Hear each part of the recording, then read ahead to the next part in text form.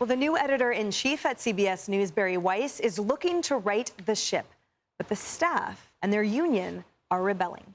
Last week, Weiss sent out a memo asking staff to explain what they do during the day, if they had any suggestions for improvements, adding, quote, "Please be blunt. It will help me greatly. And the goal is simple. I want to familiarize myself with you, and I want you to do the same with me, to know that we are aligned on achieving a shared vision for CBS News." Well, the backlash was swift and severe. Listen to this. Journalist Walker Bragman said this: "Everyone at CBS News should quit in protest." Nicole Hannah-Jones of the 1619 Project complained that Weiss had, quote, "zero news experience, never been a reporter." And one New York Times columnist and former colleague of Weiss called her a talentless hack.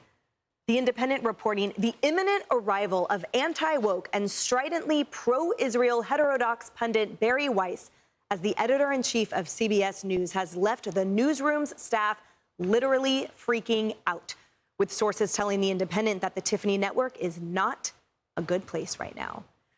John, this kind of thing, it would make me laugh if there wasn't an anti-Semitic thread in there, because ironically, in employment law, employees are entitled to specificity. And the whole point about that articulation back and forth is actually a right that employees have to know what's expected of them. And here's what we're doing. And the fact that they are resisting as if it is some type of rebellion is such a joke to me, and just speaks that none of them are actually in the business of transmitting actual information. Yeah, transmitting information is not something that CBS News employees are very familiar with. I got to be honest with you guys. I was Ruthless Variety Program. We were the first podcast to ever ask a question at the White House. And I asked basically, do you think the media is out of touch? Of course, we know the answer to that question. Legacy media is absolutely out of touch. But you have to ask yourself, why? The reason why is because these newsrooms are filled with one particular point of view. There is no balance. In America, there's balance. 77 million people in this country voted for President Trump. How many people in the CBS staff voted for President Trump? Probably none.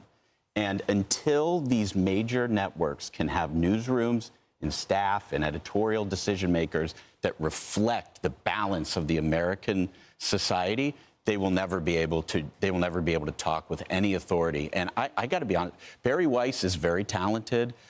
She's got a great newsletter, but she also has a very, very difficult job ahead of her, because not only is CBS union shop, not only is CBS full of liberal Democrats, but it is full of people who do not want to deliver information. They want to give left-wing sermons. So hats off. I wish her all the best. But I think she's got a really steep hill to climb. Yeah, and outside that island of misfits that John just described, John Oliver weighing in from HBO with this. Watch. She's been given editorial control of a massive news organisation, even though she's never run a TV network, has no experience directing television coverage, and as one 60 Minutes producer pointed out, is not even a reporter. That is true. She didn't come up through the news side of a newspaper, but through the opinion pages, which are a very different thing.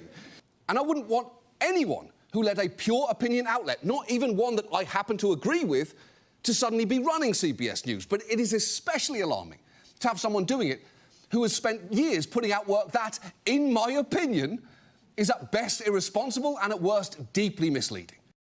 Yeah, Bari Weiss is extraordinarily talented, very smart, but I'm not sure even she can fix what is broken at CBS News, because there's a lot broken. I love media accountability. I love keeping track of past wrongs.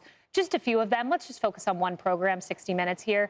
Scott Pelley brings on Mark Elias, who's hired by the Clinton campaign, behind the dossier, and portrays him as an innocent victim of President Trump, being hammered by the justice system. Brings him on for that. Scott Pelley then gives a 2-minute address, commencement speech this year, 2 minutes of which are a diatribe against President Trump, calling him out for attacking the rule of law. That's just Scott Pelley. And then you make it over to Leslie Stahl, who interviews a hostage in Israel who was freed, and she has the gall to say, were the Hamas captors giving you less food, or did they just not have enough to give? To which the hostage replied, no, they ate in front of me. That's just on 60 Minutes. If Bari Weiss wants to leave a legacy at CBS, reduce 60 Minutes to 0 minutes and save us all. I think it's also important to remember that just because the left loathes Bari Weiss does not mean that she is in any way conservative. She has critiqued the left, But in 2019, deep into the first Trump administration, when Trump was having a very successful presidency prior to COVID, Vanity Fair ran a beautiful profile of her in which they described her as a Trump-loathing theater nerd who had been raised in a feminist yeshiva. So part of the problem is that even if Bari Weiss could somehow eradicate this leftist rot that is riddled throughout the entire CBS infrastructure, I'm also not sure that we're getting the balance that we need, which is representative of that majority of America who is not Trump hostile or Trump loathing. Yeah, and to that point, the Washington Post says that she portrays herself as a liberal, uncomfortable with the excesses of left-wing culture, and has sought to position herself as a reasonable liberal, concerned that the far left critique stifled free speech. Vanity Fair, to your point in that article, called her a provocateur. You know, news was supposed to be a lost leader decades ago. Now it's not. People want it to rate. They want to make money on it because the, kind of insurgency of cable news has put pressure on them to fit it all into 30 minutes plus commercials or less commercials. So now with that effort, what I see is let's go out and find somebody who can really shake it up and cause news rather than, to your point, just covering the news and getting the real information out there. Those are actually oppositional goals at times. We'll see what happens. There's also this inertia about, getting the information first rather than right. And that's what you'll see, I think, when you put somebody in charge who doesn't get the facts. So she's trying to get in there, get the facts to Emily's point, answer everybody's questions about how she wants to get it. If they slow her down and just want to throw stuff up on the screen, that's going to be a tough job to do. Yeah. Well, good luck to you, Bari. Hey, everyone. I'm Emily Campagno. Catch me and my co-hosts Harris Faulkner and Kaylee McEnany on Outnumbered every weekday at 12 p.m. Eastern, or set your DVR. Also, don't forget to subscribe to the Fox News YouTube page for daily highlights.